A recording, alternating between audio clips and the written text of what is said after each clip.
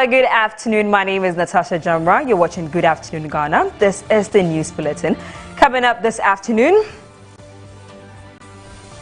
Minister for Lands and Natural Resources Emmanuel Amakofi-Boa assures workers of the Volta Aluminium Company the government has no plans to sell the state-owned company. And Parliament approves Ghana Cocoa Board Bill 2026, securing cocoa farmers not less than 70% of the world market price. And Just Spawn Group of Companies through the African Agribusiness Consortium welcomes 118 Ghanaian scholars to home from the People's Friendship University of Russia. We have details of these and many more coming your way. Do stay.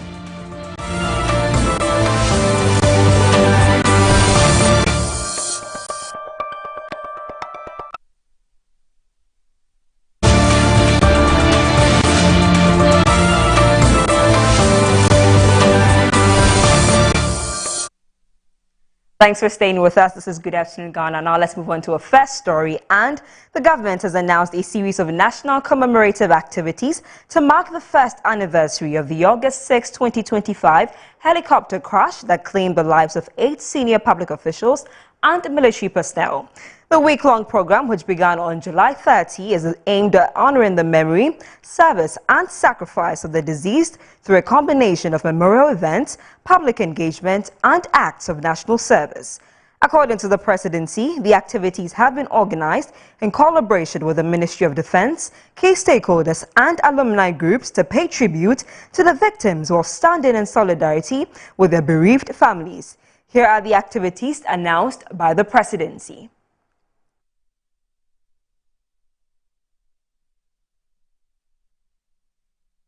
Now, on Thursday, 30th July 2026, official presentation of the state's support to the families of the departed 8. On Tuesday, 4th August 2026, Dr. Edward Omane-Boamah Memorial Lecture. The lecture will be held at the Bema Hall, Bema Camp, Accra, starting at 2 p.m.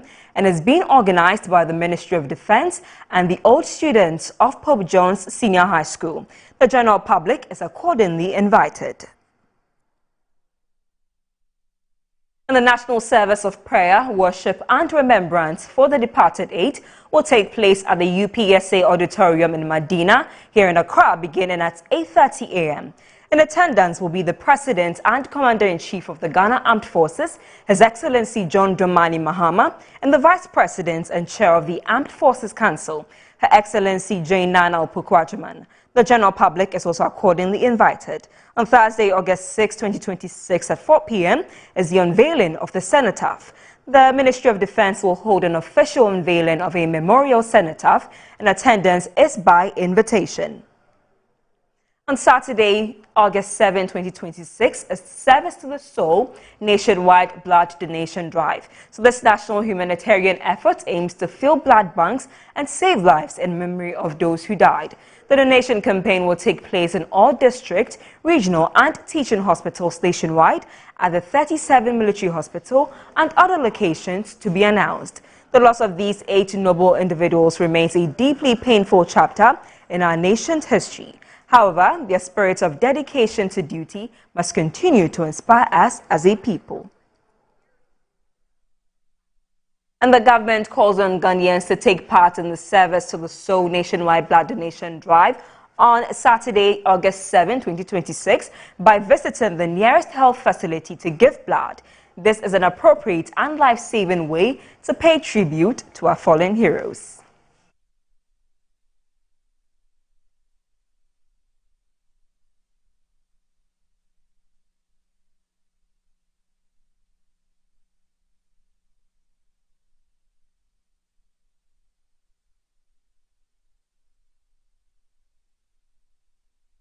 Well, we wish them peaceful. Moving on, Parliament has approved the Ghana Cocoa Board Bill 2026, securing cocoa farmers not less than 70% of the world market price realized by Cocoa Board. The legislation also established a contributory pension scheme, and an educational trust to support farmers and their children. A dispute resolution committee and a cocoa board tribunal will handle sector disputes with appeals to the High Court. Deputy Finance Minister Thomas Nyarko Ampem underscored the bill's objectives on the floor of Parliament. This bill is seeking to do a number of things. We all know that for 32 years, Cocoa Board relied on the syndicated loan structure to finance cocoa purchases in this country. But following the mismanagement of the economy that led to our debt restructuring, Cocoa Board could not access syndicated loans again. That forced Cocoa Board to resort to the buyer-led funding model. This bill is coming out with a new funding model that will let Cocoa Board source for funding locally to purchase our cocoa beans from our hard-working farmers. This new bill is bringing out a new arrangement where the beans will be available for our local processing companies. And the bill is saying that at least 50% of our cocoa produced here should be produced, in fact, should be processed locally to add value and to create jobs for our people. Apart from the policy announcement that government has made that we want 70%, a minimum of 70% of FOB price of cocoa to go to the local farmers who are sweating to produce the beans, we should go further to legislate this so that it becomes very binding for nobody to get up tomorrow and say, oh, we said 70%, but today we are doing 60%. Mr. Speaker, the bill is seeking to actually protect our cocoa farms and environment. Apart from helping children of cocoa farms, we want the scholarship scheme to have another added advantage of promoting courses that will help our children also contribute to improvement in the cocoa sector. So courses like agronomy, soil science, and others that will benefit the cocoa sector are being prioritized. It doesn't mean if a child of cocoa farmer is pursuing law or engineering, that child will not be supported. That is not the case. What we are doing is to consolidate all the laws so that we will have one Cocoa Board law that will regulate the entire sector.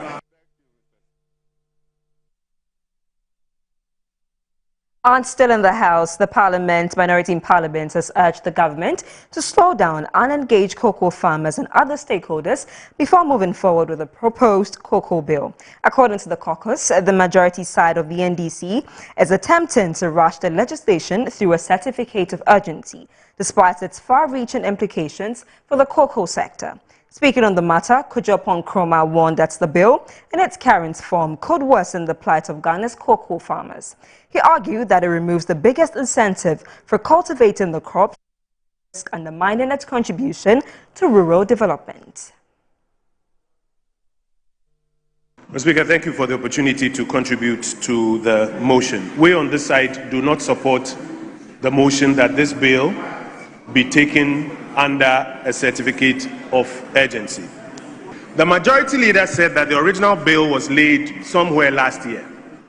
This new bill that is being spoken about, it was on Thursday when the Minister for Finance appeared before the House that he laid this new bill that now repeals the old bill and seeks to provide a new legal architecture for managing the cocoa industry. And we submit that this new bill is different materially from the original one that they laid last year. That was an amendment bill. This one is a totally new bill that repeals the old one. Yes, it incorporates some of the issues in the amendment bill, but it has many other provisions. And so, Mr. Speaker, it is a new piece of legislation that requires broad-based consultation across the country. Mr. Speaker, I'll end by these points. There are farmers' groups that must be given an opportunity to see what is in this bill, which has been taken to committee, and committee members have preferred some views. There are civil society organizations that have views when it comes to agriculture and the cocoa industry. Just today, Speaker Bagbin chaired a program with academia and CSOs, where we were speaking about the fact that it is important to create room for all of these academics, all of these experts in these areas to make an input into what is going to be decided into this House.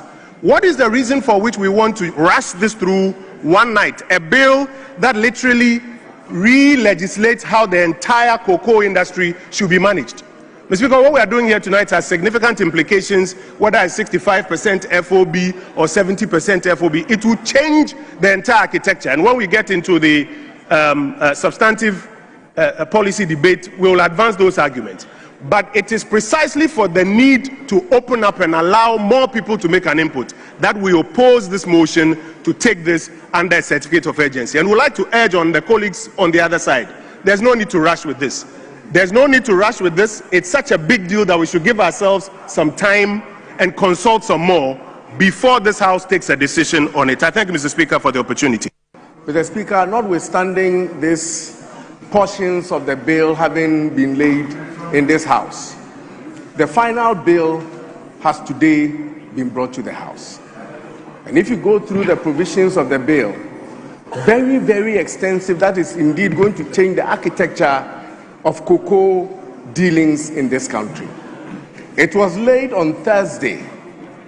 The committee had the opportunity to look at it Friday and Saturday.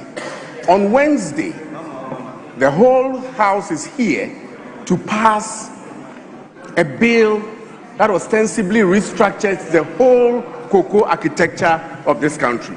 Mr. Speaker, if you have a copy of this bill, we are talking about hedging and finance risk management. We have to do some modeling, some simulations, and see how what is being proposed would benefit the 4 million cocoa farmers and their dependents in this country.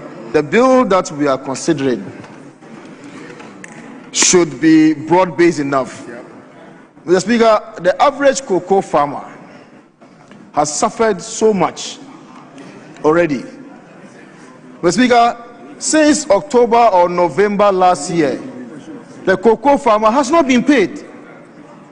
And Mr. Speaker, in an unprecedented manner, the price of cocoa was also reduced. Honorable Member, I'm to guide you that we are determining. Honorable Member, we are determining the agency or otherwise. Mr. Speaker, I'm building a point. So what I'm saying is that the average cocoa farmer has suffered already. So the least we can do for the cocoa farmer is to carry them along to get their inputs. Mr. Speaker, we are told that there have been stakeholder engagement. Where is the report? The evidence of a stakeholder engagement is not by word of mouth. And this is a House of record, Mr. Speaker.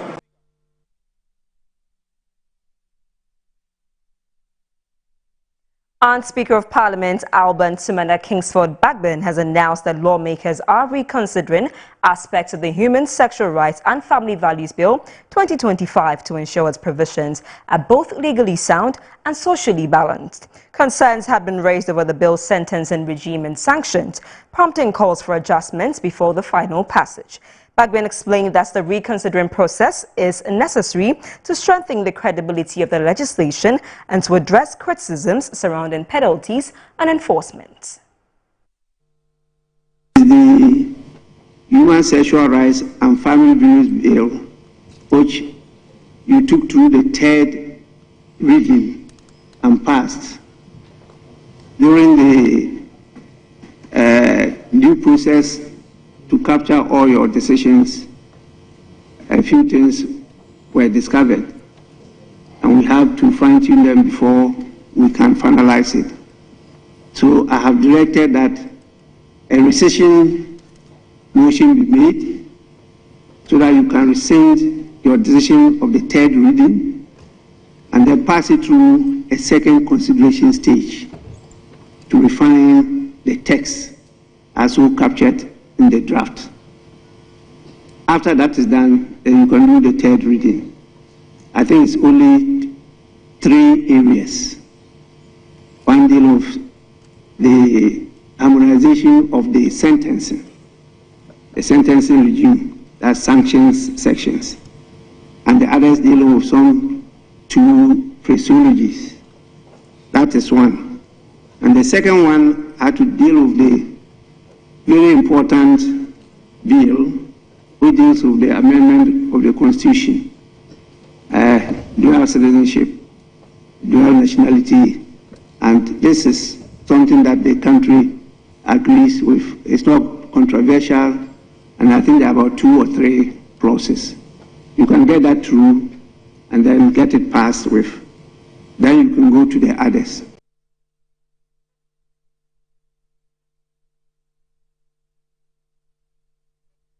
And some members of parliament have expressed mixed reactions following the Court of Appeal's decision to overturn the 10-year prison sentence handed to former Maslock Chief Executive Officer Sedinam Tamaklo. The MPs argue that the ruling undermines Ghana's fight against corruption and weakens public confidence in the justice system. Position of the court, and as I've always said, you want to always give the court the benefits of the doubt and their respect. But these are people that occupy a very important responsibility. And for the good people of Ghana, the question has always been, so the basis upon which the person was convicted, now that it has been overturned, is it the case of the country that the woman never committed the offense? Are we saying that there were no monies misappropriated at Maslock at the time? And so it's a very troubling situation, and that has been my candid position, that the Attorney General and the NDC are not committed to the fight against corruption and matters related to corruption. Well, I think that I would have loved to hear that His Excellency John Dramani Mahama has given her a pardon. If that was said, I would not have had any problem. But I think that honestly, as a politician, a young politician, and the kind of country we all govern and wish for ourselves, what happened? Yes, somebody will say it is the arm of government, the judiciary, and for that matter, it is a legal matter. But unfortunately, I think that morally, it doesn't speak well of us as politicians. It's a manifestation of exact prediction that we played out. It's however unfortunate, but this is a clear evidence that the reset only meant a reset for the NDC. That's what it meant.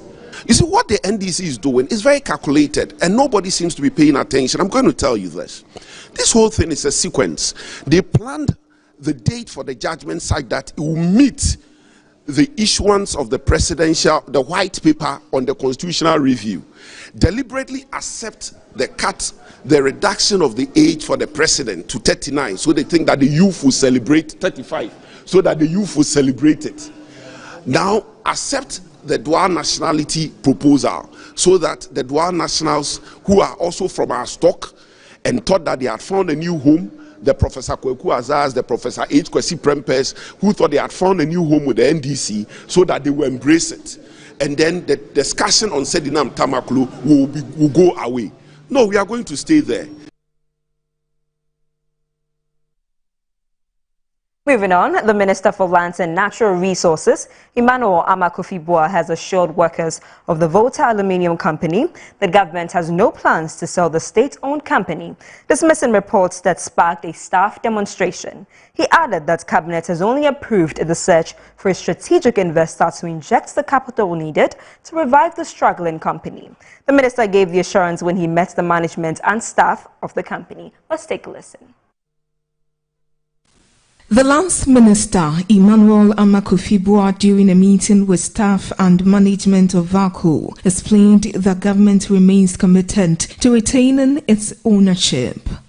Despite all the good intentions and the hard work of management and workers, the realities of VACO today in terms of obsolete equipment, in terms of the challenges, the overwhelming challenges of what you're operating in, the very old technology you're operating under, and the mountain of debts. I know, for example, that today as we speak, you owe the power companies over $250 million. This is power that has been used here that has not been paid.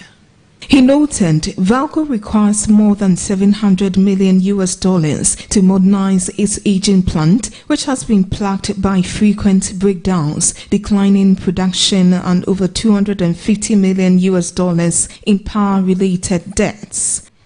Tell me that everything that I'm saying is wrong. Now, people are in this place, and guess what? In the midst of all these debts, somehow every month they get their paycheck. So they don't want the government to even tell anybody that we have a challenge. But we do. To address workers' concerns, the minister announced that a representative of the workforce will be included on the committee responsible for selecting the strategic investor alongside management. We have a responsibility to transform VALCO, to make it profitable, to make it self-sustaining, to create opportunity for so many Ghanaians, and to help create the quantum leap of hope for the Tema Enclave and the people of Ghana, to help make sure that VALCO is in a position to pay its debts to power suppliers, to other suppliers, and to make sure that we can wake up every day to come to an institution that we are proud about, that has a potential to live up to even the next generations. Chief Executive Officer of VALCO, Dr. Robert Sambian, welcomed the minister's assurance and appealed to workers to remain calm and support the process, noting their interests will remain a priority throughout the negotiations. Perhaps it's a result of misunderstanding, maybe miscommunication, disinformation. Let us all have patience. Let's go through the process, bearing in mind that ultimately it is in the interest of you, it's in the interest of us, the workers, that government is taking these steps. So, Minister, you have our support. We will follow you through the process, and I believe at the end of the day, VALCO will be the winner, Ghana will be the winner. In education, the Jospin Group of Companies, through the African Agribusiness Consortium, has welcomed home 118 Ghanaian scholars who have successfully completed 2 years of postgraduate studies at the People's Friendship University of Russia. The scholars arrived at the Accra International Airport today after completing graduate programs in agriculture, environmental sciences, waste management, and sustainable development.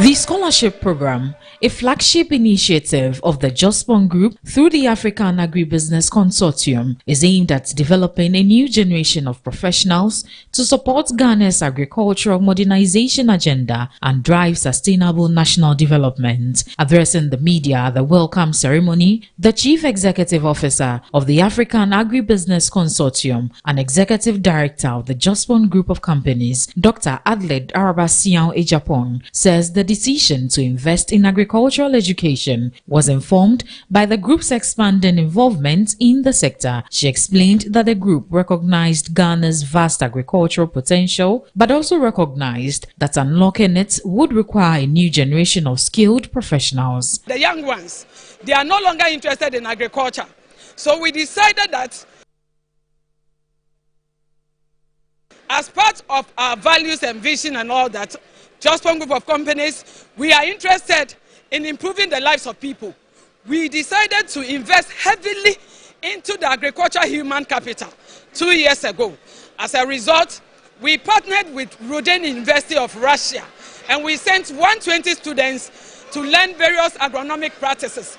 And today, by the grace of God, they have arrived. She expressed confidence that the returning scholars would make meaningful contributions to Ghana's development. We strategically partnered with them to make sure that we are giving these young professionals the required skills the ability to be able to come and add to the transformation of the agribusiness sector. So it was strategic. Thank you very much, and they've done it very well. They didn't only give them classroom teaching, they gave them practical teaching. They gave them the exposure to be able to meet investors, industry partners, and other researchers. And today, we have a formidable team. The returning scholars pledged to apply the knowledge and skills acquired during their studies to help address Ghana's development challenges. The most interesting thing about it is that we were sent to a university where we say we discover the world in one university, because we interact with over 163 internationals from other countries. We are not just academicians, we are professionals who are back to build ourselves, of our country and our globe. Also looking at bringing up a project that will help to offset these emissions that are coming up. We are also aiming at bringing innovative ideas that will enhance the idea and the technologies that is already ongoing in Ghana. The group says the scholarship initiative forms part of its long-term commitments to education, human capital development, and sustainable development, while positioning Ghanaian youth to contribute meaningfully to the country's economic transformation.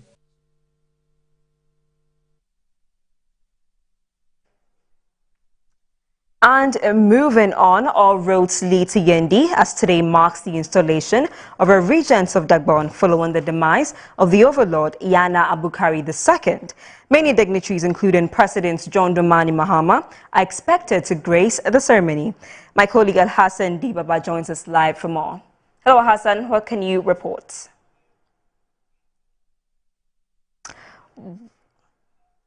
Well, we'll be speaking to Al-Hassan Dibaba on the installation of a new Yana after the demands of the overlord. Hello, Dibaba. Can you hear me? What can you report? Good afternoon. Yes, good afternoon to you and to our viewers across the world. But let me make this correction. It is the installation of the regent of Dagbon and not Yana. Okay. The regent of Dagbon will be installed today, and the processes are ongoing. And many dignitaries are expected to grace the occasion, including the president, like I mentioned earlier.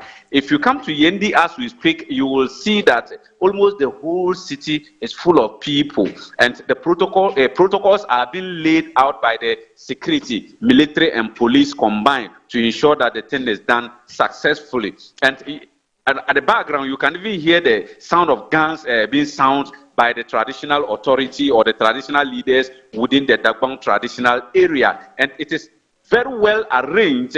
Pictures of the late king, pictures of his family members, and many other dignitaries are being displayed at the Bewa Palace just to welcome people to the event. And what we are told is that the processes, everything will start at 2 o'clock, when the President of the Republic, John Dramani Mahama, will arrive in Yendi to also be part of the installation processes. And it will run up till 4 o'clock, where everything will be done. So the security are calling on every Ghanaian or every person participating in this program to follow the protocols, because according to them, they don't want to do anything that will go against the traditional laid down processes of the Dagbon traditional area. And for that matter, what has been given to them is what they want to implement, and they expect everybody to follow it. The only challenge we are encountering right now is the fact that many paramount chiefs of Dagbon goes with many people with them, but the protocol says that every chief, every paramount chief of the area should come with only 3 people. And that is throwing a very big challenge to the chiefs, because they normally move with hundreds of people. But a few of them have obeyed already, and they are already on the floor to monitor how processes of the installation is going to begin. We all can remember that about 3 weeks ago, the overlord of Dagbon, Dagombes lost the overlord of Dagbon, where the first 3 days funeral processes started. The 7 days also came, and this one is the installation of the regent, who will take care of the kingdom until a new Yana is installed. And as we speak, we have 3 key chiefs who are qualified, duly qualified to become Yana, and this includes the chief of Miang traditional area, the chief of Karga traditional area, and the chief of Savlugu traditional area, that is the Yona. They are the duly qualified chiefs to become Yana. But on this note, it is only the chief of Miang and Karga who will become, one of them will become the Yana, because according to the 1986 ruling of the Supreme Court, the Abudu and the Andani Gays, they are going to be taking each other, like they are going to be ascending to the throne interchangeably. For that matter, the one who lost his life some few weeks ago was an Andani person. So we are expecting an Abudu person to be installed the Yana after the funeral performance of the late king. So as we speak, after the installation of the regent, that is where maybe processes or information will be given to everybody as to when the main funeral of the late king will commence, and afterwards a new Yana will be installed. What we all are calling for is the peaceful installation of the regent, because so many people are in Yendi right now, and people from all walks of life. In fact, people from the Ashanti land, people from the Ga land, people from Volta region, people from all walks of life. In fact, I even met Agbasil Wayomi, who was one time installed as a sub-chief of Dagbon. And for that matter, everything that is going to happen in Dagbon, he always comes to sleep and to ensure that he takes part in it. For that matter, we are still expecting more people from different traditional areas across the country to take part in this process. So we are told the president is also on his way, because on my way from Tamale to Yendi, I met the convoy of the president, and I believe they took the Volta, the Eastern Corridor route to pick the president at the airport. So they are on their way, and we will be expecting him to be in Yendi anytime soon. Okay, thank you so much for speaking to us. We'll bring you live updates of the installation. And moving on, members of the Akuapem traditional area, Nana Opare Kwafu I has urged all attendees of the upcoming Ojura at 200 festival celebration to uphold decency by dressing in a manner that reflects the customs of the people of Akuapem. He made the remarks during an announcement of the activities and in commemoration of the Ojura at 200 festival celebration. As we are prepared for the celebration in its grand finale in September 2025, in 25th September 2026, I repeat, as we prepare to celebrate the grand finale in 25th September 2026, these measures have been taken into account. Safety and security of all participants remains one of the most highest priorities, which means that every visitor, every participant should be rest assured of his or her safety and security. We have worked closely with the relevant security agents to ensure a comprehensive arrangement are in place so that residents, visitors, and guests from Ghana and across the world can come here, celebrate in peace and confidence. We are encouraging everyone to cooperate with the security personnel and festival officials throughout the celebration, which means there will be basic rules of the game, and we encourage and endeavor everyone to abide to it. We also respectfully call on all participants to observe a significant dress code.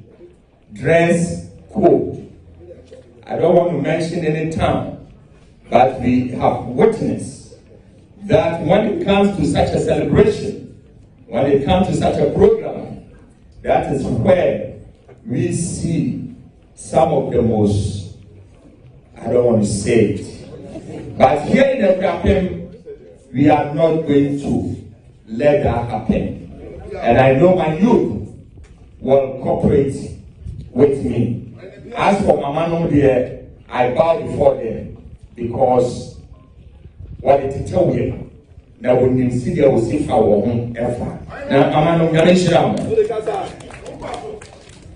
Ojra is a ground, it's a proud cultural and traditional occasion. We invite everyone to dress in a manner that honest custom. We invite everyone that dress to honor custom. I think I've said much on the dress code. In other stories, Vice Chancellor of the University of Ghana, Professor Nana Aba Appiah-Ampho, stressed the role of research in advancing development policies and industrial growth. She said the West African Center for Cell Biology of Infectious Pathogens has over the years been instrumental in Ghana's development agenda. She was speaking at the West African Center for Cell Biology of Infectious Pathogens Research Conference 2026. Speaking at the conference, the Vice Chancellor of the University of Ghana and Chairperson of the West African Center for Cell Biology of Infectious Pathogens Research Conference, Professor Nana Aba Appiah-Ampho, emphasized the role of research in policy making and industry advancement. She said this year's conference will reflect on the link between human health, the environment, and innovation, urging participants to share ideas and drive impactful research across the continent. This year's conference theme, African Bioscience at the Interface of Health, Disease and Environment, is apt and visionary. It reflects the reality that the challenges of our time are increasingly interconnected. So we can't think and talk about health without talking about environment. Human health can no longer be discussed in isolation from environmental sustainability, climate change, emerging infectious diseases, food systems, and technological innovation. Founding Director of the West African Center for Cell Biology of Infectious Pathogens, Professor Gordon Awandare, said earlier versions of the conference led to landmark discoveries including connexin gene mutation, plant compounds for treating trypanosomiasis, and new evidence on drug resistance, among others. It was on this platform that it was first presented that a certain genetic mutation in connexin genes was associated with hearing impairment in Ghana, and which explained the high frequency of people with hearing impairment in one of the villages in Ghana that many of you. Let's move on. And the Director of Education, Research and Training at the Motor Traffic and Transport Department of Ghana Police Service, Chief Superintendent Alexander Kwek-Wobin, says the service is deploying various technological innovations to track and arrest motorists who flout road traffic regulations. He explained that with the introduction of these technologies, police officers will no longer need to engage offenders directly. Instead, they will be issued instant tickets, with some processed and forwarded to the courts. Traffic police officers are deployed on our roads to check for infractions that normally expose others to danger in terms of road crashes and all that. And among the common infraction is drivers who don't comply with red light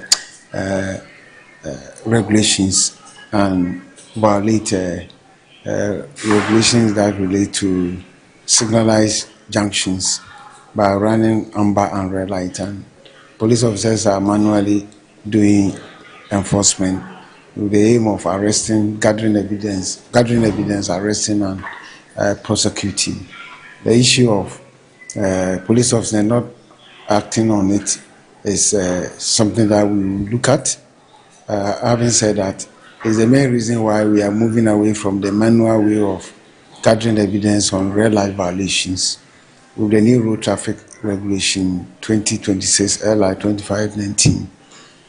New regulations have come regarding traffic red light violation, and the enforcement of it relates to deploying cameras that will work automatically, gather evidence for us, and using the individual's vehicle registration number, we will send a traffic ticket to the person without stopping the driver, without following the driver. But whilst at home, we will send electronic notice of violation tickets to the vehicle owner to be forthcoming. And this is where we are heading towards with the passing of the new road traffic regulation.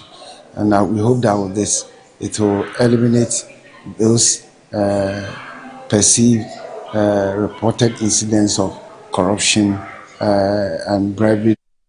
That's all for the bulletin. Good afternoon, Ghana continues after this break. For more news, go to metrotvonline.com. My name is Natasha Jamra.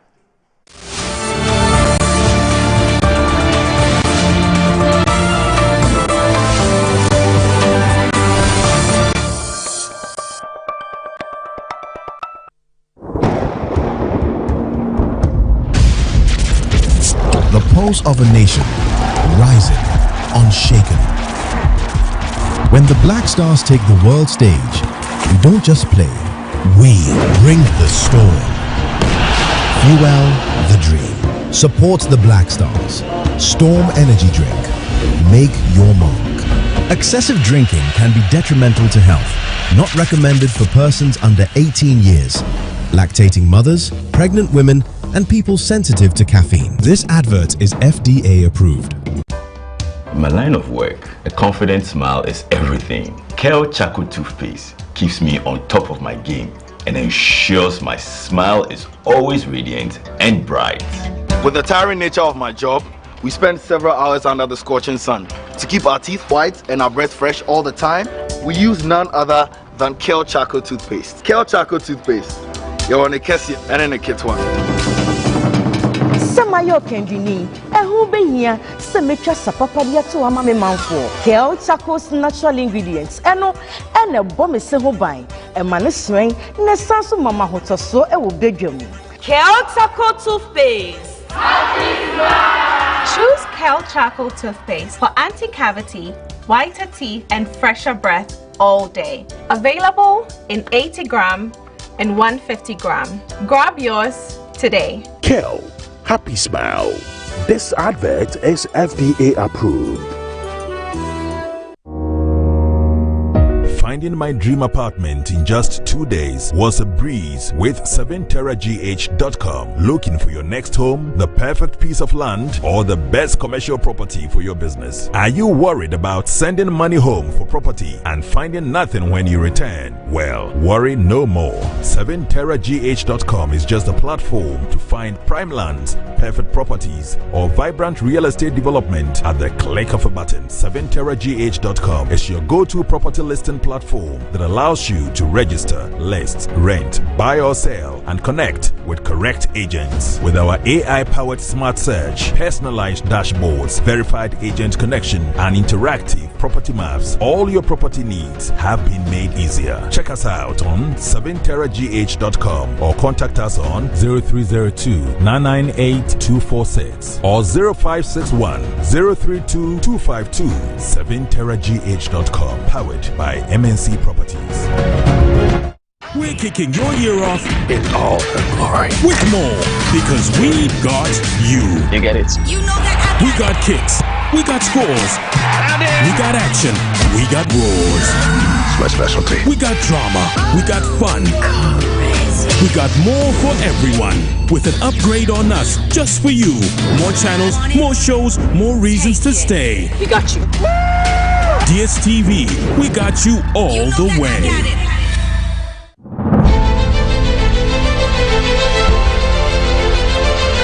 Metro TV, Original TV, Original FM, and Metro Digital, under the auspices of the Office of the Chief of Staff, proudly present the Clean Conference 2026 under the theme Assessing Ghana's Progress Towards UN SDGs Agenda 2030.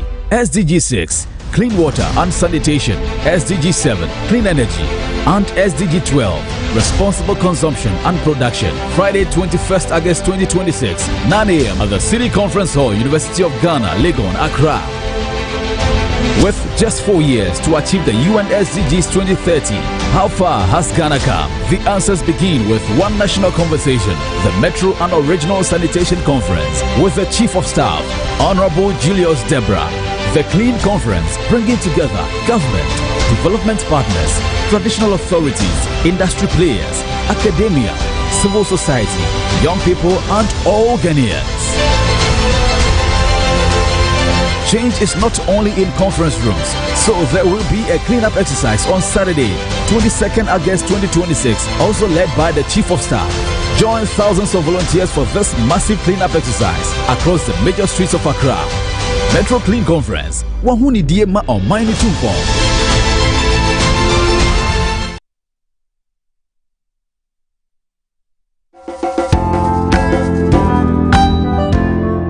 Today's HR and the future of HR has moved from being an art to being both an art and a science. I think one key element of my career was when Vodafone was buying of Ghana Telecom. And it's very important because that whole integration was a big deal. The PL Show is brought to you by Kel Charcoal, Kel 360 and Kel Kids Toothpaste. Kel, happy smile. Next season on the Gen Z Show. I want to tell me no. My name is Lakisha. Join me and my guest live on Metro TV socials, Facebook, TikTok, IG, every Saturday at 12 noon. What's happening in our world as Gen Zs? Who is getting dragged?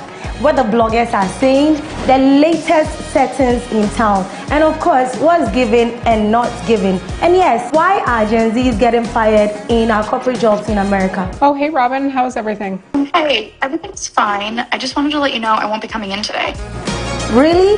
Make a date with me on the Gen Z Show, because I'm not doing this without you. Come on! Oops! Do you like what you see? Yes. Because this season is about to get more dramatic. Why did you take it to another girl? She's not real. It was an AI girlfriend. Okay. I won't. So yes, I've got some interesting topics you wouldn't hear from anyone on the dating sites. The Gen Z Show, I got you.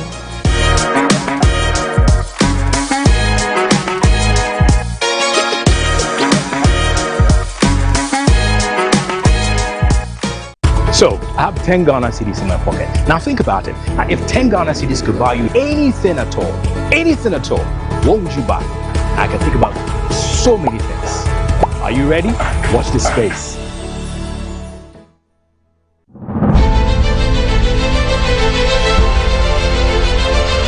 Metro TV, Original TV, Original FM, and Metro Digital, under the auspices of the Office of the Chief of Staff, proudly present the Clean Conference 2026 under the theme Assessing Ghana's Progress Towards UN SDGs Agenda 2030.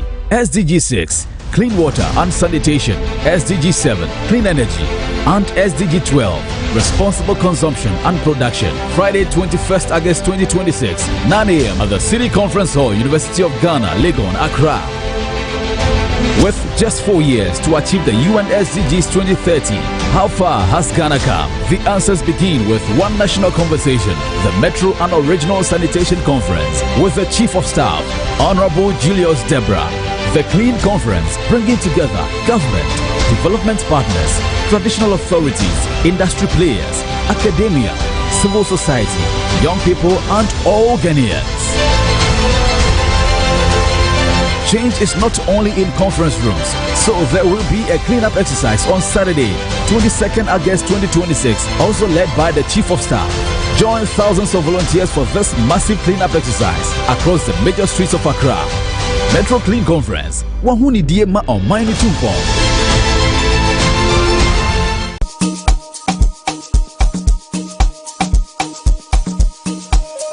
Welcome to GH Schools, your #1 training institute that offers practical-based tuition in media and a variety of skill acquisition-related areas. At GH Media School, we offer journalism and media studies, journalism and media arts, TV and film production, and multimedia production. Also, you are assured of the best beauty training with GH Cosmetology School. We offer training in massage and body therapy, makeup artistry, hair technology. Realize your dream of becoming an astute fashion designer with GH Fashion School. Here, we offer training in bridal wear, suits, ladies and men's wear, children's wear, and millinery. Do you have the interest of preparing sumptuous and tasty foods that meet local and international standards? Then GH Catering School is the best place for you. We offer training in cookery, pastry and beverage production, events decoration, and hotel management. Be abreast with the current technological trends as you train with GH Technology School. We offer computer systems, hardware and software, CCTV installation, home security, and many more.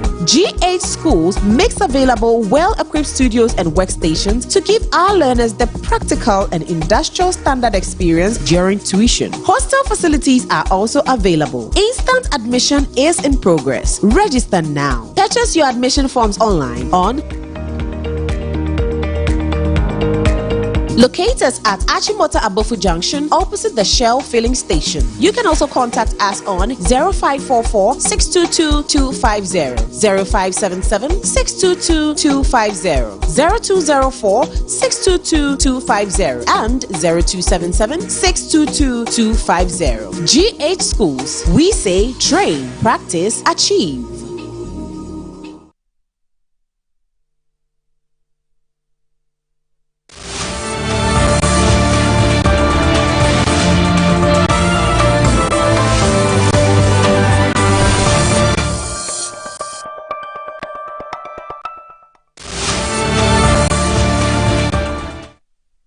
Good afternoon and welcome to Good Afternoon Ghana on Metro TV. We are live on Facebook at Metro TV Ghana, on DSTV on channel 277. My name is Nana Kwesi and I'm sitting in for your regular host, Desmond Okreku Danso. All right, so today we have two conversations coming up. We're going to be looking at the National All Leavers Summit, something that is being put together for basic and secondary school students. And also, we're going to move away from there and then take a look at the NDC regional elections that's coming up. We're going to have a very distinguished guest, that is Honorable Kennedy Hedoe. We'll be talking to him about the NDC, the regional elections, and many other things. We're going to take a quick break. When I come back, I'll introduce my guest, and then we can start the... All right, so we're going to stay on, and I'm going to quickly introduce my guest, and then we'll start the conversation. I'm going to start off with the National Secretary for the Schools Outreach Ministry, who happens to be Gideon Ofori Entry. Good afternoon to you. Good to have you on the show. And then we're going to be having Martha Vanessa Apia Kubi, who happens to be a teacher. And she also happens to be the National Children's Ministry rep on the National Schools Outreach Ministry and also the Executive Committee. All right, so National All Leavers Summit. Can you talk to us a little bit about it before we go into some of the details and then the happenings for the summit that's coming up? Can we start with you, Mr. Entry? Right, thank you very much. So the National All Leavers Summit is a mentoring and empowerment program designed purposely for SHS and JHS leavers, a program organized by the Schools Outreach Ministry in collaboration with Paint Media. In fact, last year and last 2 years we had SU with us, but this year because they were quite occupied, they could not join us. It is meant to prepare and equip the young ones for the next stage of their life, and also to appreciate and to thank God for the journey He has taken them through till date. So all right, so we're looking at basic and then tertiary students. Basic and senior high. Senior high, yeah. Who are also getting ready to go into the tertiary education. All right, so why do you think you decided to go on this journey with these two platforms? All right. Not that the children do not know anything, but we realize that the generation in which we are, the children will need us more to be able to perfect their path so that they will journey well and have a better future. We are looking at making Ghana a better place together with the young ones. Very soon we will fade and they will take over. What legacy are we leaving behind? What are we planting into their life so that they can make the nation in which we find ourselves better? That is the brain behind the National All Leavers Summit.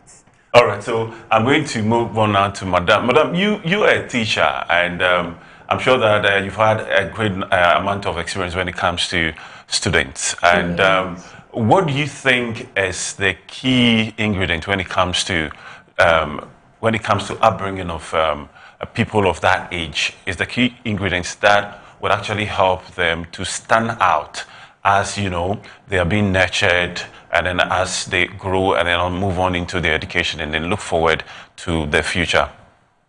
Thank you very much. I'll seize this opportunity to greet you and your viewers out there, and all our leavers and the youth who are putting themselves up together for tomorrow's big day. A very good afternoon to everyone. Now to the question. At this stage of leavers, the key ingredient they need is guidance. They need guidance in their academic and career path. So this is where we come in. We come with professional, certified ones, of course, to give them that assistance. So be it academics that he or she wants to verge into, be it career. And you know, the academics will lead us to the career. So these certified professionals give the best assistance on a common flow. Okay. For each and everyone to get his or her own. All right. So do you collaborate with the various schools that these young ones are attending to actually put this together? Yes. So before they complete school, with the basic, the JHS, we have what we call BC seminar, prayer and seminar session, where we go and pray with them, we assist them, we empower them before they write the exams. So during that time, we tell them about the Leavers Summit. Now when the time is up, they should come on board. And as it speaks, we have flyers and publicity is rolled on various pages, old school pages, PTA platforms, and youth like church pages, where we have access to these young ones to tell them what we have in pack for them that they should come and tap into. All right, Mr. Entry, how many editions so far, and is this something that is going through all the regions to actually make sure that you wake up these young ones for a better future? Thank you very much. Actually, this is a third edition. Yes, this is a third edition, and it is a nationwide program. Okay.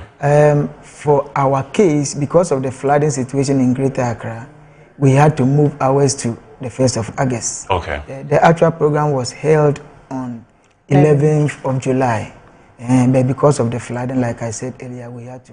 So it's a nationwide program where schools, even the Ghana education, they are all brought in. And even some of the speakers are also from the educational sector, because we cannot do it all alone. We need to collaborate to be able to groom these young ones. All right, so 3 editions that you said so far. How would you tell us about some of the benefits so far in terms of like the first edition, some of the results that you got by the initiative that you're undertaking? You can get results from some of these students, and then it tells you that continue to do this and so on. So what are some of the benefits so far that you think has come out of it, and you think it's something that we all need to support as we go forward? Beginning, most of these young ones attended the program without purpose. Okay. Without vision. They didn't actually know what they wanted to achieve in life.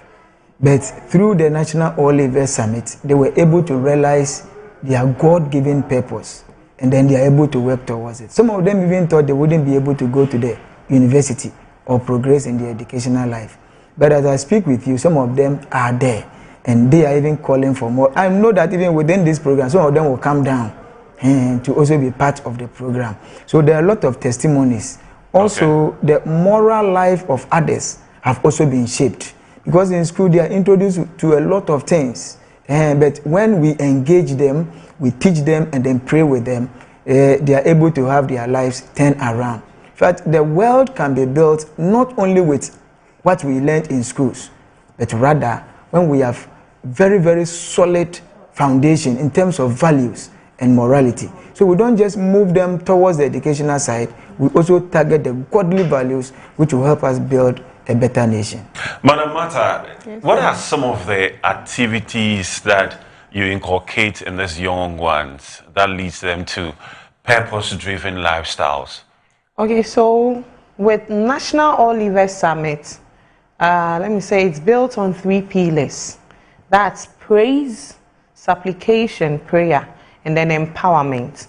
So at the point of praise, they come with their thanksgiving, where they've completed school, and thank God for the opportunity to go ahead, because the personalities we've brought on board are going to show them that path.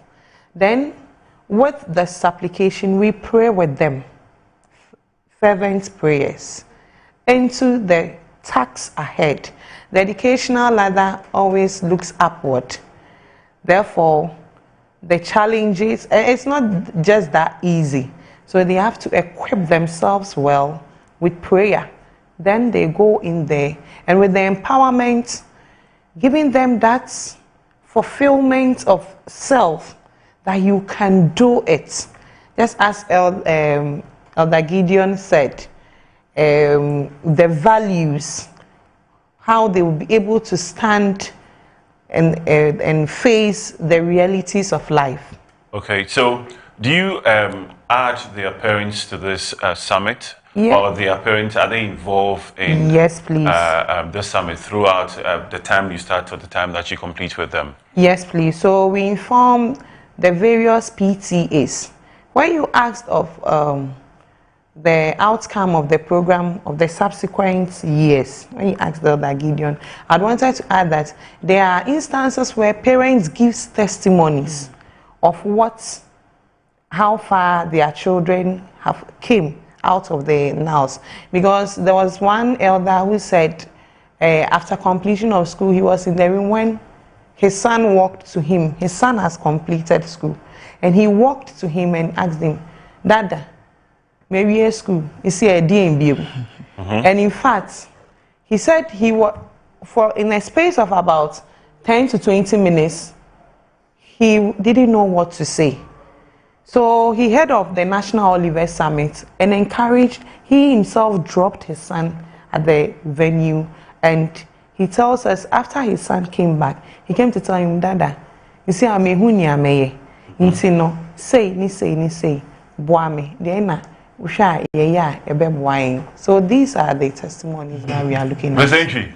Praise, thanksgiving, and then empowerment. And I just wanted to see the kind of activities that has been put together in terms of like the listings. Okay, activity 1, this is what we're doing when the summit, takes off. So that somebody watching us out there could look at some of the activities line up and they can say to themselves, okay, I would want to be part of this particular one. So even though I may not be much interested, I think because of this very particular area, I think I would have to join you so that I can have that experience. So that's why I want you to go into the activities planned for the summit. It helps a lot to be very sincere with you. All right. So we'll be looking at career guidance. Okay. We'll be looking at career guidance, which is an important aspect in the life journey of the child. So we'll be touching on career guidance. There will be counseling sessions as well. And then there will be mentorship sessions where we are bringing a lot of people on board, professors and other people who have gone through life to share their experiences with these young ones. So it will not just be the prayer aspect, it will not just be the celebration aspect, the career guidance as well, and then counseling session as well. In fact, because they are young, we didn't want to have a packed program where they'll be kept there for hours and parents will start calling for their young ones. So there are other programs, but these are the key ones: career guidance and then the counseling session. We will pray for them because we know that the one who made us is capable of reshaping us, not only us, the future ahead of us too, so that every purpose he has for us will be fulfilled. What do you think of the indiscipline that is ongoing now in a lot of the SHS and then basic educational systems? I mean, it's ongoing. It's everywhere on social media. The Ghana Education Service is doing their best to actually curtail some of the situations. But as a ministry of God that wants to empower these young ones through thanksgiving and praise, What do you think of the indiscipline that's ongoing? Is that something that you are paying particular attention to when it comes to this summit? That is a key area. That is why I factored in the godly values. Okay. That is where I brought in the kingdom values. In fact, where we lack the values, and this one begins from home and then the basic schools. See, sometimes we focus on the fact that we need to enrich ourselves, and then we need to do this. We need to push the child through education. It is very, very important. Yet we cannot do without the values. And I'm very happy now, even the educational sector, even in senior high schools, they have introduced what is called VLC, which is about values. Okay. So that they will be able to introduce these young ones to our values, or the values that are accepted by our society. Schools Outreach Ministry, in fact, our main aim or our vision is reaching schools, developing students. So we are thinking of getting closer to these young ones, then holistically develop them. But every aspect of their lives, we are not only targeting the academic side, we are also looking at the values. Because we have had a lot of leaders who have gone through education, but most of them lack values. And because of that, corruption can never be erased. But when we are able to plant values deep, deep, deep, deep into their hearts and into their life and into the spirit of these young ones, be sure of a better word. We will be better than America, I can assure you. And that is why Schools Outreach Ministry is not playing at all with the National Oliver Summit. Madam Martha, let's talk about some of the speakers that you have on the summit. I mean, these are wonderful people that I think would be doing a lot of good to these young ones. Let's talk about some of the things that you were doing during the summit. Yes, so we have Elder Professor Henry Hackman, and we also have Elder Professor John Kweku Mauto. Professor Hackman is with Accra Technical Institute, and then Professor Kweku Mauto is with the UPSA. So they are going to speak with us, looking at how they have gone through the ranks of education to rise to that height. They are going to throw this light for the children, and they are like mirrors to the children to look up to. And just as Elder said, we have many educational leaders. We have doctors from University of Ghana, some in UPSA. We have certified professionals who are in the field already, and there will be a panel discussion session, and there will be question and answers where the children, they should bring their questions, that which is troubling them, that which is not making them, helping them to make the choice which they want to make, and they would rectify it and make it easy for them. There will be a praise session too. As I said, music ministers are coming on board. Tete Judah is coming, and there are other choirs too who are coming, and there's going to be a dance. They should come with the energy. More vibe, and there'll be choreographies, dance competitions, and all the others. Ms. Aintree, let's talk about parenthood. I mean, once you're dealing with these young ones, it means that you're obviously a parent to them. And these days, if you look at the educational system and the way that children are being brought up, even adolescents and so on, the disrespect, if you look at social media, a lot of young ones are disrespecting elders. A lot of young ones are just going about doing things that it doesn't all go well for society and so on. As a parent to these young ones, what are some of the key areas that you can identify?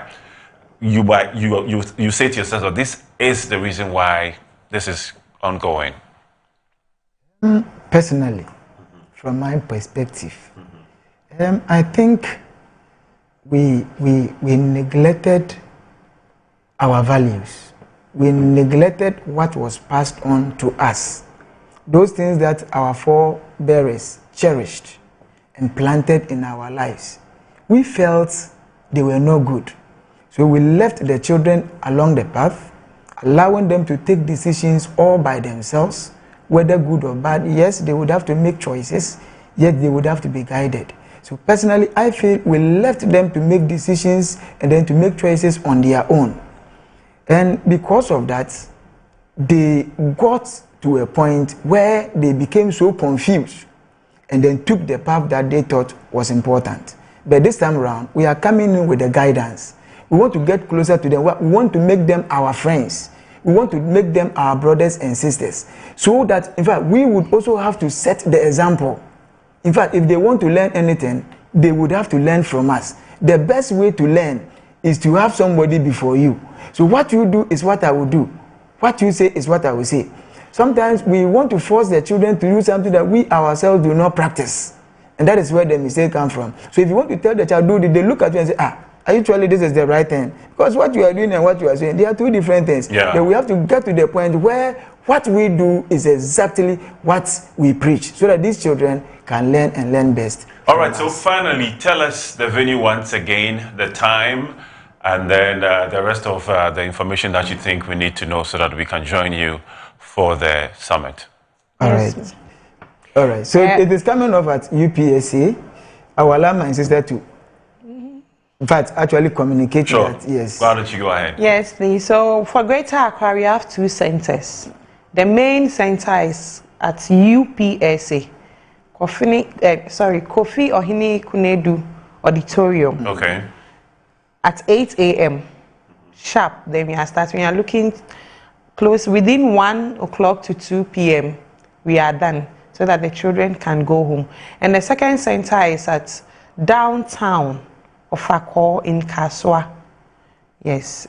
So all those in that side of Accra would meet at Kaswa, downtown of Accra. And all those at the east side of Accra will be at UPSA. And registration is free. Free, you are not paying anything. Item 13 to is assured. Not just snacks, heavy meals. Heavy meals for all of you. All right, so what is the date once again? The date is very important. God willing, tomorrow, Saturday. 1st August, 2026. All right, so we've been speaking to Martha Vanessa Appiah, who happens to be a teacher and also the National Children's Ministry rep on the National Schools Outreach Ministry, and also with the Executive Committee, and then also Mr. Gideon Ofori Entry, who happens to be the National Secretary for the Schools Outreach Ministry. National All Leavers Summit is coming up, and it's starting tomorrow. Make a date with them, and I can assure you that your children are going to be safe, and they're going to imbibe into their lives values that will take them far into the future. We're going to take a quick break. When we come back, we continue with the conversation right here on Good Afternoon, Ghana.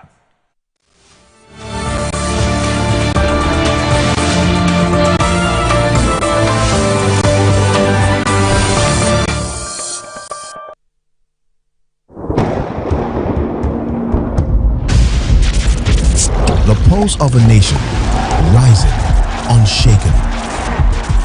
When the Black Stars take the world stage, we don't just play, we bring the storm. Fuel the dream. Support the Black Stars. Storm Energy Drink. Make your mark. Excessive drinking can be detrimental to health. Not recommended for persons under 18 years, lactating mothers, pregnant women, and people sensitive to caffeine. This advert is FDA approved. Mommy, good morning. Good morning, my son. How are you? I'm fine, thank you, Mom. How about you? I'm fine. Joe, I just saw your mom doing her usual morning routine. Like, it was just 2 weeks she underwent a major colon surgery. Bro, see, my mom is doing perfectly fine, and we're all excited about it. It was minimally invasive surgery, and the recovery has been very fast. Minimally? Hey! No, wait. What do you mean by that? So they offered my mom a laparoscopic colon surgery. Laparoscopic colon surgery, which we accepted. It turned out it was equally safe with a very fast recovery time, and the cost involved too was very, very reasonable. She was discharged 3 days after the surgery, and you can see her, she's on her feet again. 3 days? Just 3 days, bro. Mean Tuber Hospital, First Ghana Colorectal Center, aim to serve a peculiar health need.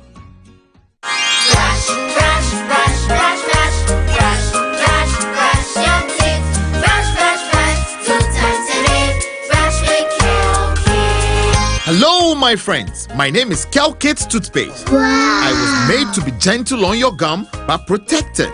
I will protect your teeth from cavity, make your teeth whiter, stronger, keep your mouth fresh all day. And best of all, I'm strawberry flavored. So put on a smile and try me. That's amazing. Just try me. That's my job. If you say so, jump on my brush. It makes your teeth stronger, chicky whiter, chicky stronger. Yay! You did it! I'm glad you like your new toothpaste. Don't forget to brush both day and night. Kel Kids, happy smile.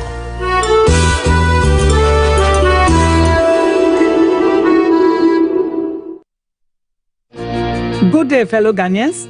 Dr. Adelaide Arobasi is my name, Executive Director of the Jospon Group of Companies and the CEO of the African Agribusiness Consortium. By the grace of God, after several years of contributing significantly to Ghana's sanitation and waste management transformation, the Jospon Group made another bold decision a few years ago to support the transformation of Ghana's agriculture sector.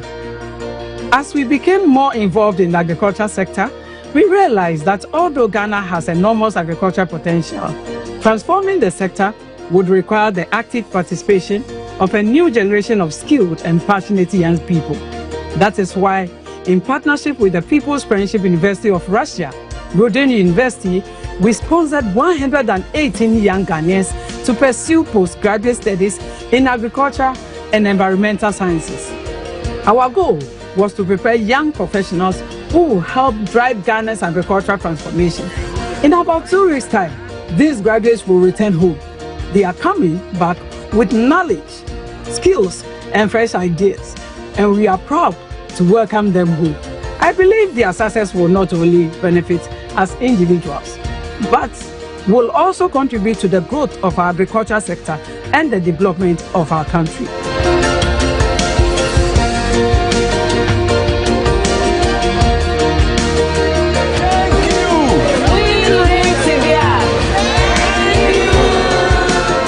I wish to express my sincere appreciation to the People's Friendship University of Russia, Rodin University, for being a valued partner in this journey, and to the Embassy of Ghana in the Russia Federation for its unwavering support and commitment to the welfare of our students throughout their studies. Thank you very much. God bless you, and God bless our homeland, Ghana.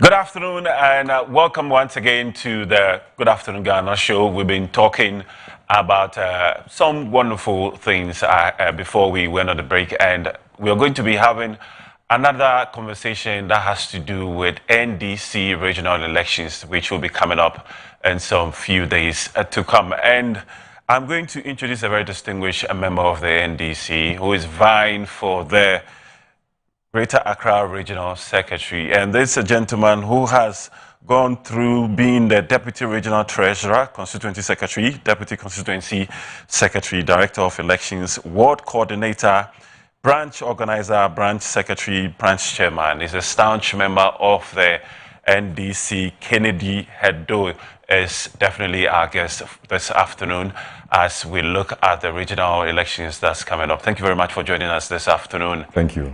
All right, so we've been talking earlier and trying to find out where we can get to in terms of the conversation. But then one thing that came to mind that I would want us to start with is Sedinam Tamaklo has been acquitted. And some portions of the public are not really happy with that. So I would want you to tell us your position on that. And then from there we can go into your regional elections and see how best and ready that you are for that one. So can you please tell us your position on that? All right, thank you very much. For the verdict that came yesterday, for me, I wasn't surprised because 8 years, the last 8 years, I mean, there were a lot of injustices meted out to Ghanaians. I mean, I'm sure you remember the Atuforsin case. Yes, I do. The former Attorney General was trying to coach somebody to get him convicted so that he'll be jailed. I mean, what for? simply because he didn't like him. And that's not the way justice should be administered in this country. We've had a lot of issues with the justice system itself, the judicial system itself, in the past 8 years. From 2017 to 2024, I would say were one of the darkest days in Ghana when it comes to corruption, when it comes to judicial, when it comes to the economy, and a whole lot. So for me, having gone back also into the case, I remember somewhere around 2024, I think a month or two after the conviction, there was an appeal that was filed. And I mean, the way the appeal was even received, it was bizarre. It was bizarre. It was so, I mean, I'm not surprised with this verdict. You're not surprised I'm not surprised because... and you think it's the right thing to do? No, it's the right thing to do. You see, the justice system should be the last resort for everybody. Okay. So, for instance, I and you, we have a case, and I have an opinion or a position. You also have a position. But it's the judicial system that will be fair to us, that will have a fair ground. You understand me? I get you. So, look at the suit that they filed, and then the appeal that they filed. You go into it and you realize that they didn't have enough evidence to convict her in 2024. It was just that people were being hounded for being part of the former administration of President Mahama, just to make a statement. Yeah, so all the cases, since the new Attorney General started his tenure, I mean, going into the cases, the review and everything, the loopholes that are being revealed, you realize that it was a bad job that was done in the past.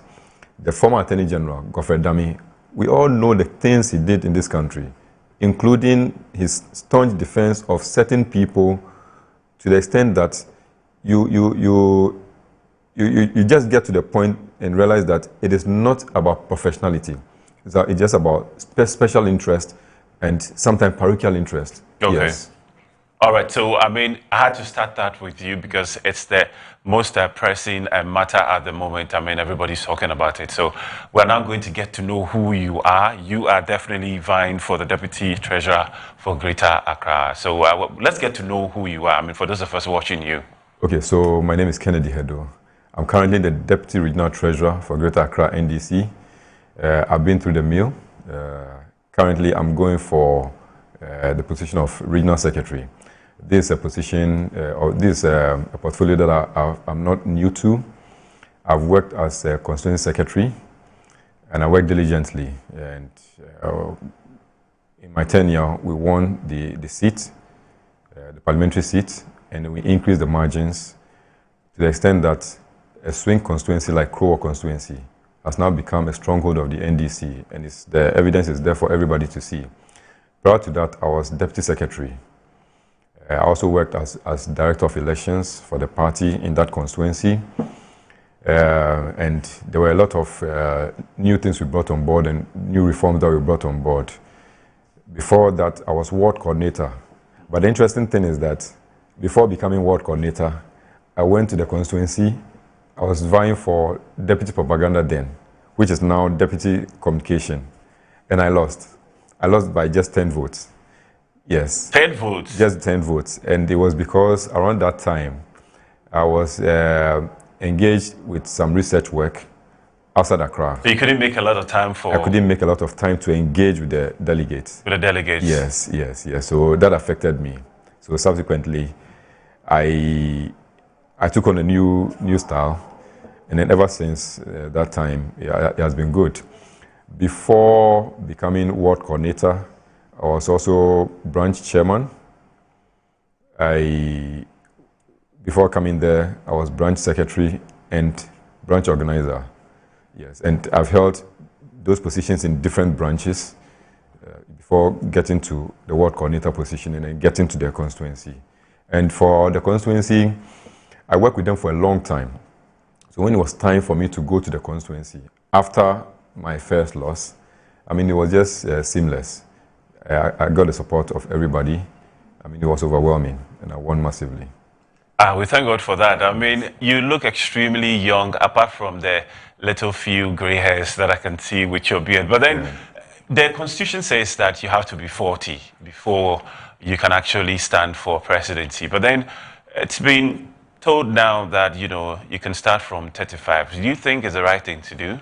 Do you think somebody at 35 is actually ready to take on the whole nation? So for one, I think I started active politics around age 16. Just that around that time, I couldn't vote. But I even remember in 1992, when we started the new dispensation, the Fourth Republic. I was very active, and I was very young then. I was, barely a teenager then, but I was very active. And ever since then, having been through the mill and all that, I realized that maturity doesn't come with age. It comes with exposure. It comes with certain experiences. So for somebody who is determined to be president for the nation, he will have to start from somewhere. And if he's so directed and well coached, even lesser than 35, he could be ready, because a case in point is Justin Trudeau of Canada. He was, I think, less than 35 when he became Prime Minister for Canada. We also had one lady Prime Minister for one of the Scandinavian countries, who was also less than 35 years. The former Prime Minister of New Zealand was also quite young, in her 30s. So we have examples of people who have excelled in this position at a very young age. Even in Ghana, President Jerry Rawlings, when he became president, he was quite young. He was very, very young. Yes, I'm asking you that because, I know that you look extremely young. Yes. And truly, it's clear that you're very young and you're vying for the position for the Greater Accra Regional Secretary. So let me ask you this about that. What are your plans actually for that very position? Okay, so there are various reforms that I think the party needs at the branch level, the constituency level, the regional level, and the national level. I remember in 2018, there were a lot of reforms that we proposed, but none were passed. And I believe it's time for us to pass some of those proposals, some of those proposed amendments. As the National Committee is doing this review, realize that in the party too, we need certain things to be changed. These are not too many proposals that we want, too many amendments we want changed.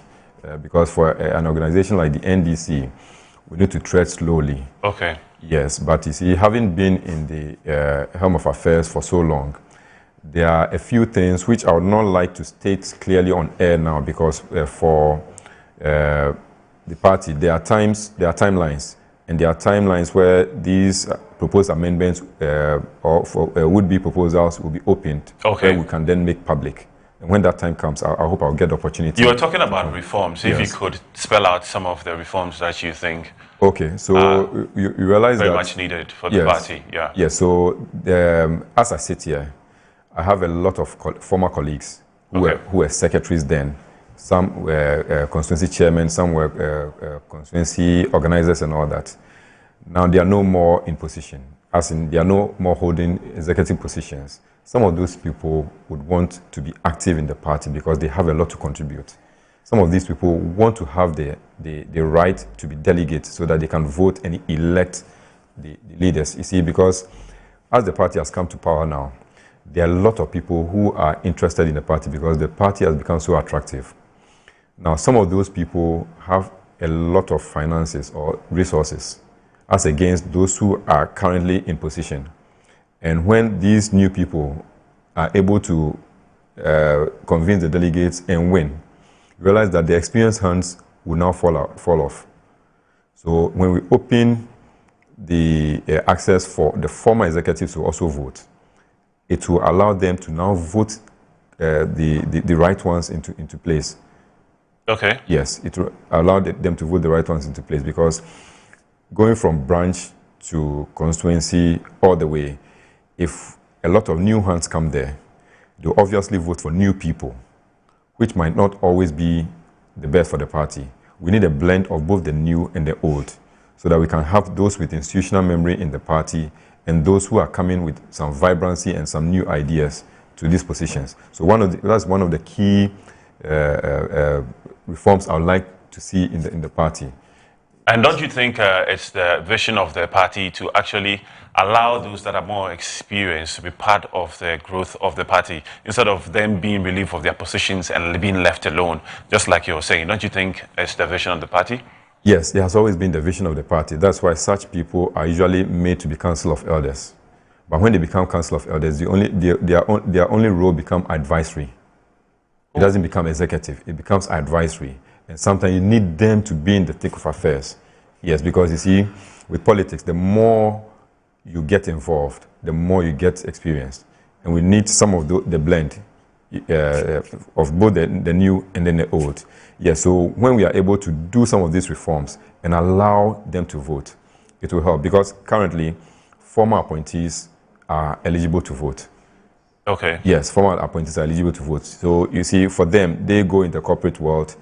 They are leaders of certain government institutions, and they have those memories and those experiences there, and they use all that to help the party.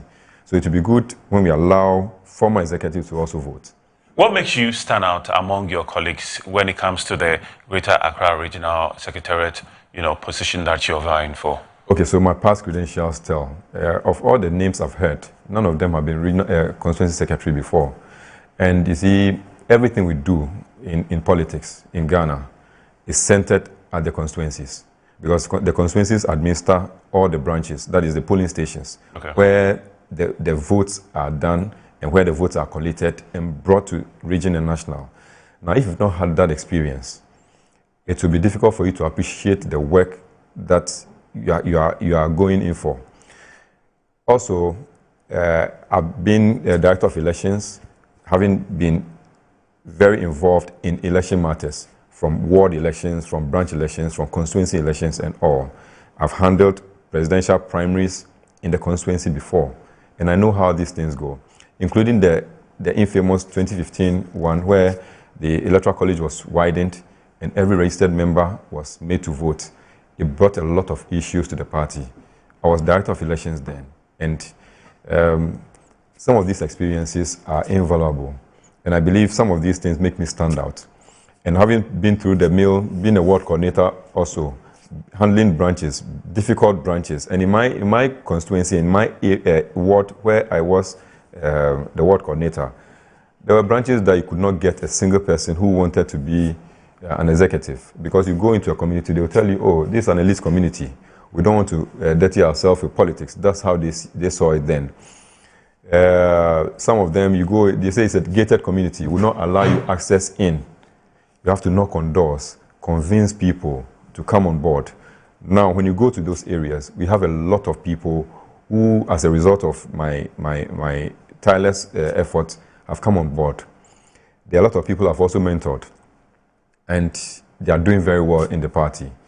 Yeah, so it's numerous. It's numerous, yes. And currently, our deputy treasurer, in the 2024 elections, resources being available on time, going to the people at the right time, being able to trace the breadcrumbs, and being able to keep the books and all that, making sure resources got to them on time before elections, and training and all that. This was as a result of the effort I put in and the innovations I brought to help my current boss. That's how come we were able to achieve these things. Can you confidently tell us that the delegates within your party are so sure about where you stand in terms of the position you're vying for, so they are ready and willing to support you throughout so that you can win the seat? I can confidently tell you that they are firmly behind me. Yes, because every day, the kind of calls you get, and if you have been in politics for a long time, when people talk to you about your chances, they talk to you about the future, they talk to you about the role that you want to go into, you can tell from experience what they really mean. Yes, and the vibes I'm getting, the feedback, and the support that I'm getting is overwhelming, and it's very encouraging. All right, so let's now talk about the grassroots. NDC grassroots, most of them are complaining that they've been left out. Do you think they are telling you the truth, or you think it's something out of, or some other thing that you're saying? Okay, so they are telling the truth.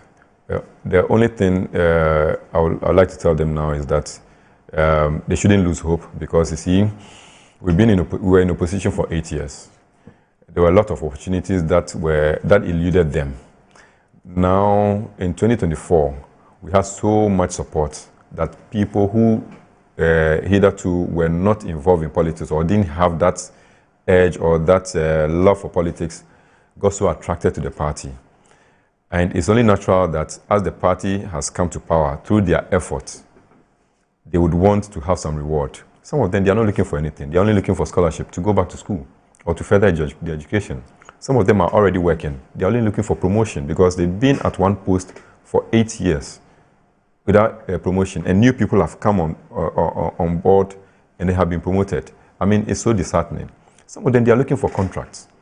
Some of them, they only want to see their roads, they want to see some improvement on their roads, or they want to see the hospital nearby improved, so that when they need to access those facilities, they'll go there and don't have to now travel for long distances to go to these facilities.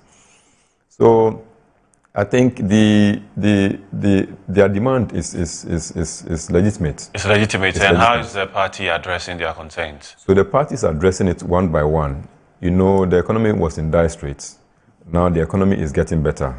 International rating agencies, local rating agencies, CSOs who are involved in economy and finance are all telling the good news that is happening now. It will be gradual. It will not be a one-day affair. It will be gradual. We've only been in power for less than 2 years. So it will not be a situation where everybody can be sorted out within even the first 4 years. And we believe we are going to stay in power for more than 4 years. How sure are you? Well, I'm very sure because there are a lot of things that we've done well. Ghana has turned the corner and we are in the right direction now. I mean, look at the country. Everywhere you pass, there are expansion of roads. These roads were done in Nkrumah's time, and since then, we're only maintaining them. This is the only time you are seeing expansion of the motorway. I mean, the Eastern Corridor, the inland port at Bankra, and a whole lot. The airport is also seeing some expansion, and other airports, other regional airports.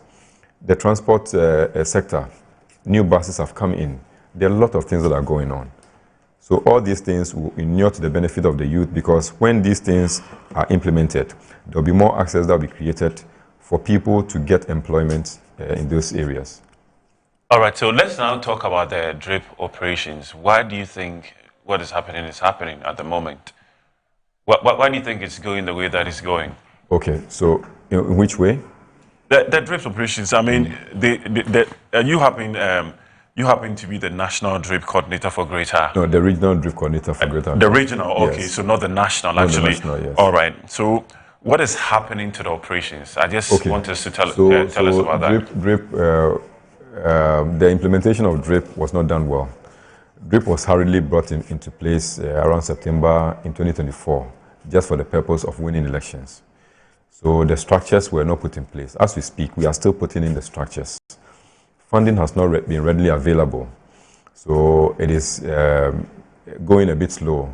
But as I speak, there's a committee in place that the president has tasked, and it involves a few key people in certain sectors, and they are to report back to the president this week as we speak. Last week we had a meeting on this very issue to look at the problems, the challenges that we are facing.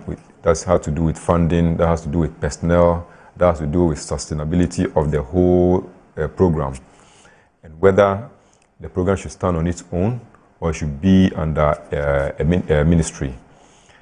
From the look of things, it will stand on its own, but in which form and how soon that will be done by the president and the committee that he has put in place. Why are people being told to fuel the machines before they are deployed? Okay, so all district assemblies have machines. Okay. And as we speak today, there are a lot of district assemblies that are working. They have work schedules. For instance, your frontage here, they may have a work schedule to work this week. And then some people will come and they need something to be done urgently in their locality. Now, there might not be plans for that locality in that particular week. So budgetary allocation might not have been made for such areas. And some of them too, when they come, you see that it's only an access road that goes directly to their homes. The assembly may not have prepared anything for that area at that particular moment.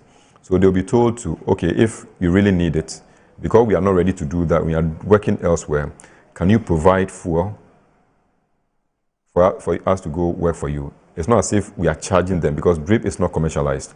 And by far, we don't also individualize it. When you come and you make a request, look at the community, whether there'll be a benefit to the community that you're coming from. If there will be no benefit from the community, we'll have to turn you down, because there are private machines that you can go for. Okay. If the community will benefit, then we'll come in. And sometimes it is not us. You have a resident association, or even today, some people called me and they said, we have our money.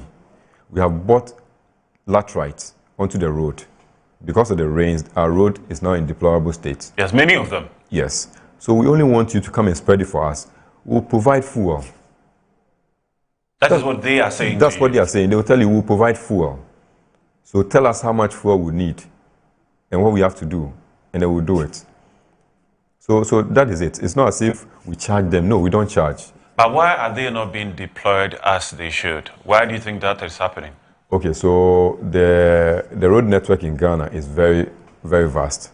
And the untarred road network in Ghana is about 64% of Ghana's roads.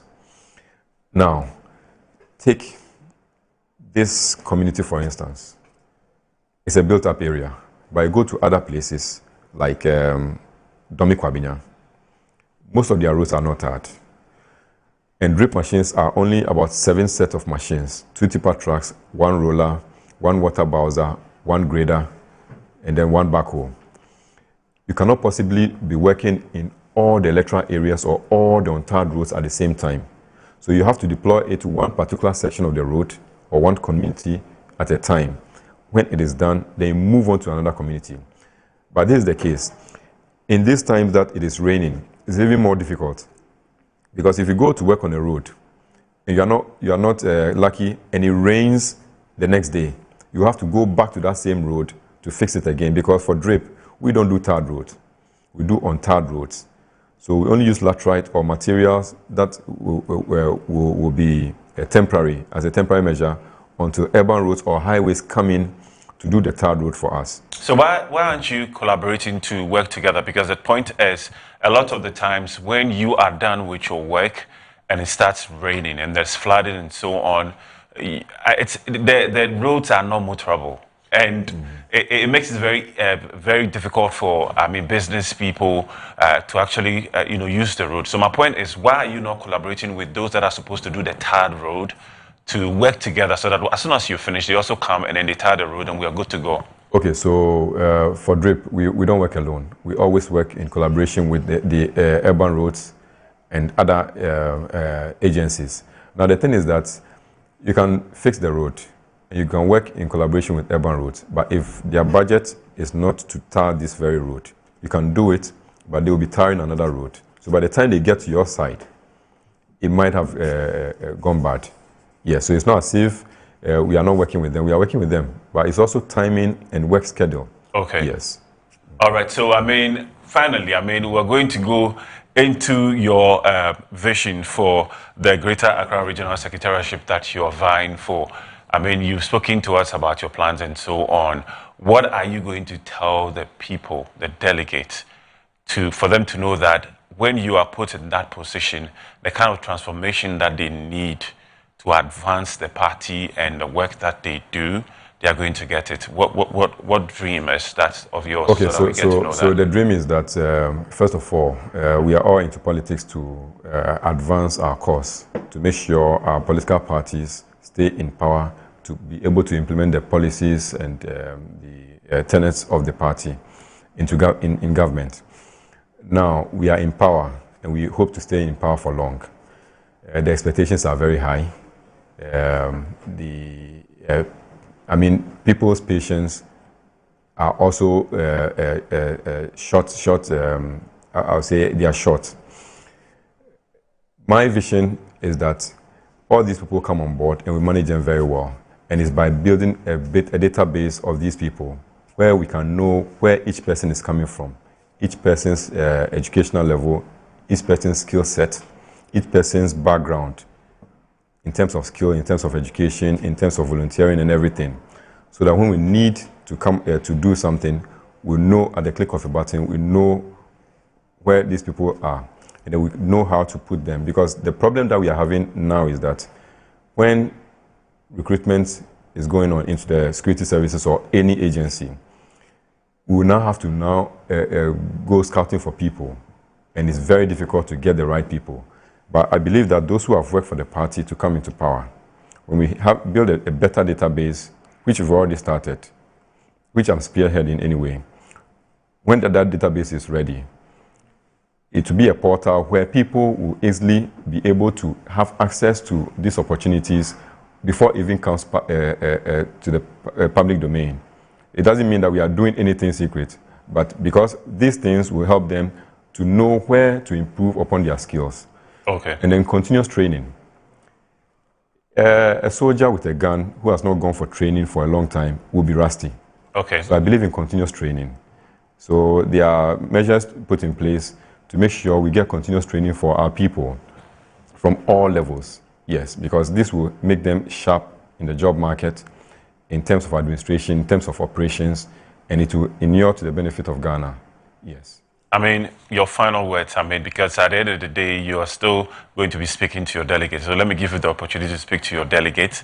What would you want to tell them so that on that day, they go out in their numbers to vote for you? We're wrapping up. Okay. All right. So thank you very much. I thank you for the opportunity given me today to speak to the nation, to the delegates.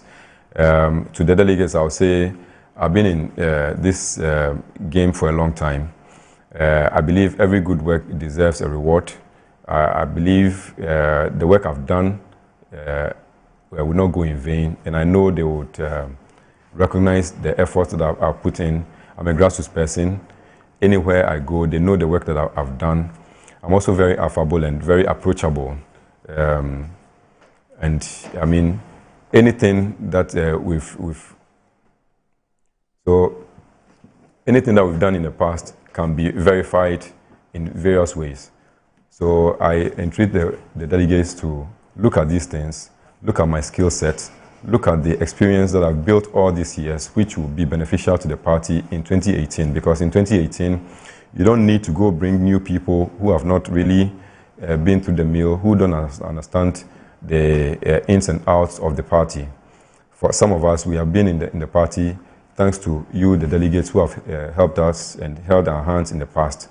And I'm asking today that you give me that opportunity again to move on to become the regional secretary for Greater Accra for the next 4 years. And as you know my work, you will not regret it. Thank you very mumuch, Mr. Kennedy Hedo, who happens to be the Deputy Treasurer, Greater Accra NDC, vying for the position of Greater Accra Regional Secretary. Thank you very much for talking to us this afternoon. And thank you very much for joining us on Good Afternoon Ghana on Metro TV. Continue to watch the rest of our programs. My name is Nana Kwesi Kwetia.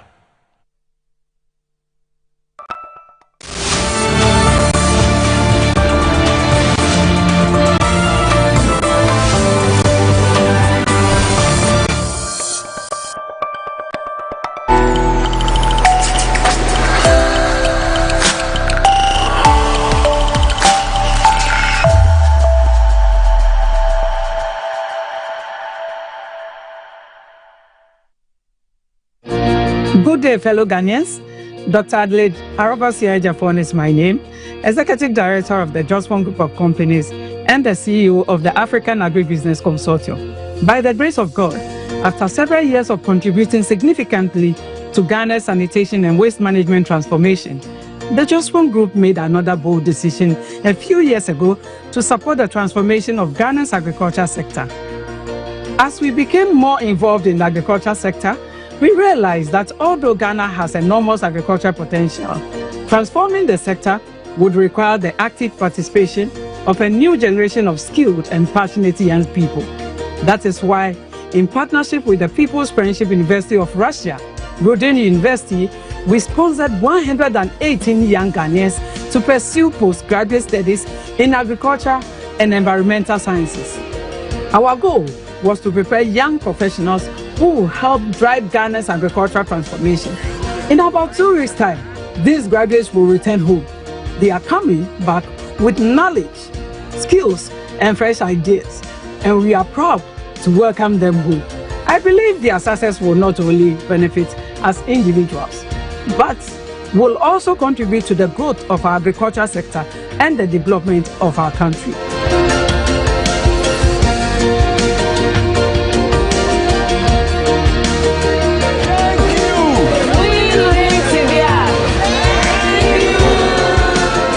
I wish to express my sincere appreciation to the People's Friendship University of Russia, Rodin University, for being a valued partner in this journey, and to the Embassy of Ghana in the Russia Federation for its unwavering support and commitment to the welfare of our students throughout their studies.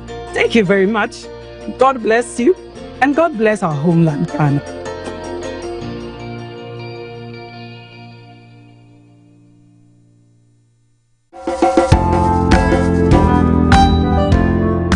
Today's HR and the future of HR has moved from being an art to being both an art and a science. I think one key element of my career was when Vodafone was buying of Ghana Telecom. And it's very important because that whole integration was a big deal. The PL Show is brought to you by Kel Charcoal, Kel 360 and Kel Kids Toothpaste. Kel, happy